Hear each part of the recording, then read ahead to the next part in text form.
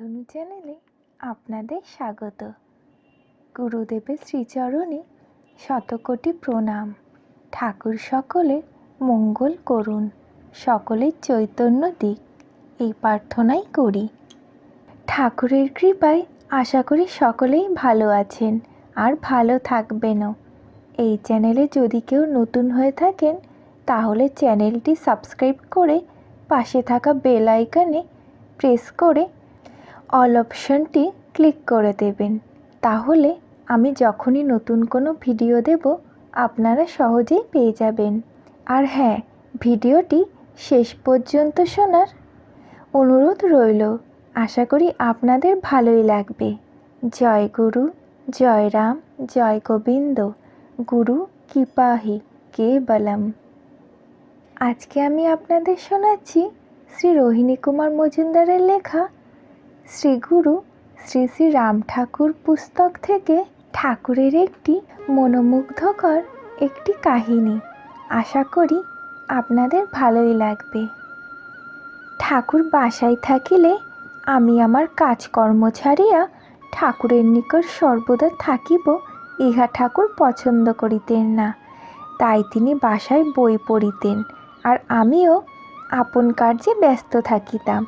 কোনো বই দিলে 2 ঘন্টার মধ্যে শেষ করিয়া আবার একখানি বই চাহিতেন। বই না পাইলে পঞ্জিকার খুঁটিনাটি সব পড়িতেন।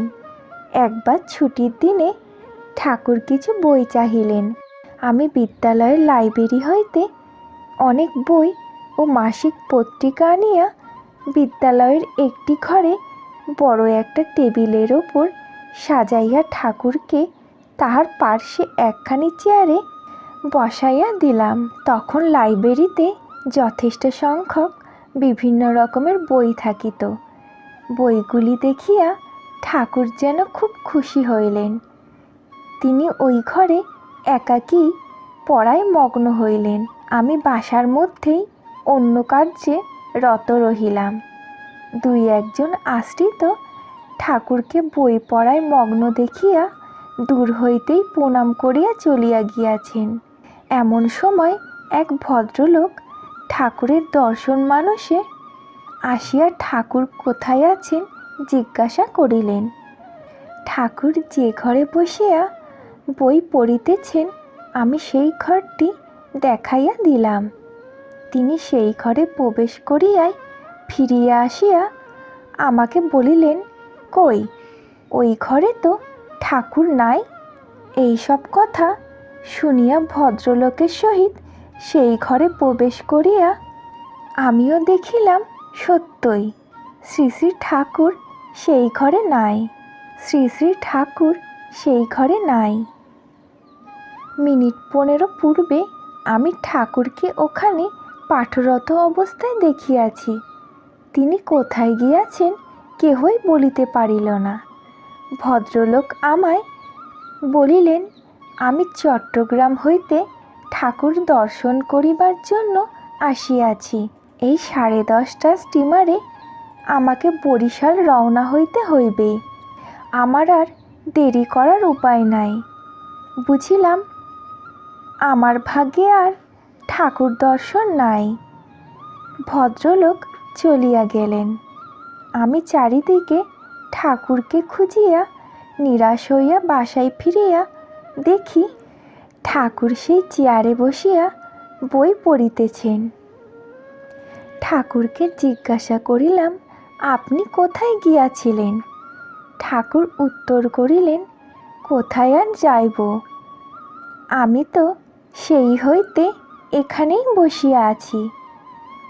আমি বলিলাম, 2-3 মিনিট পূর্বে এখানে আসিয়া আপনাকে দেখিতে পাই নাই। এক ভদ্রলোক আপনার শ্রীচরণ দর্শন করিতে না পারিয়া অত্যন্ত দুঃখিত মনে চলিয়া গিয়াছেন। ঠাকুর বলিলেন, চক্ষু থাকিলে তো আপনারা দেখিবেন। এই উত্তরে সন্তুষ্ট না হইয়া সত্য ঘটনা জানিবার জন্য তাহার চরণ 2টি ধরিয়া বসিলাম। তখন ঠাকুর বলিলেন, গুরু দর্শনের সময় নির্ধারিত আছে, তাহার পূর্বে বা পরে গুরু দর্শন পাওয়া যায় না। আর কোনো কথা না বলিয়া ঠাকুর আবার পুস্তক পাঠে মনোনিবেশ করিলেন। আজকে তবে এই পর্যন্তই থাক। আমার ঠাকুরের এই গল্পটি আপনাদের কেমন লাগলো অবশ্যই জানাবেন কিন্তু। আর ভালো লাগলে জানেন তো কি করতে হবে, লাইক, শেয়ার, সাবস্ক্রাইব। আর অবশ্যই ভিডিওটি পরিবার, পরিজন, বন্ধুবান্ধব সকলের সাথে ভাগ করে নেবেন। আপনাদের সহযোগিতা একান্ত কাম্য। আপনাদের পাশে থাকাটাই আমাদের আগামী দিনে এগিয়ে যেতে উৎসাহিত করবে। ঠাকুরের নতুন কোনো গল্প নিয়ে খুব শীঘ্রই আসব। ততক্ষণে আপনারা সুস্থ থাকবেন, ভালো থাকবেন আর সকলকে ভালো রাখবেন। ঠাকুর সকলের সুমতি দিক। জয় রাম, জয় গোবিন্দ।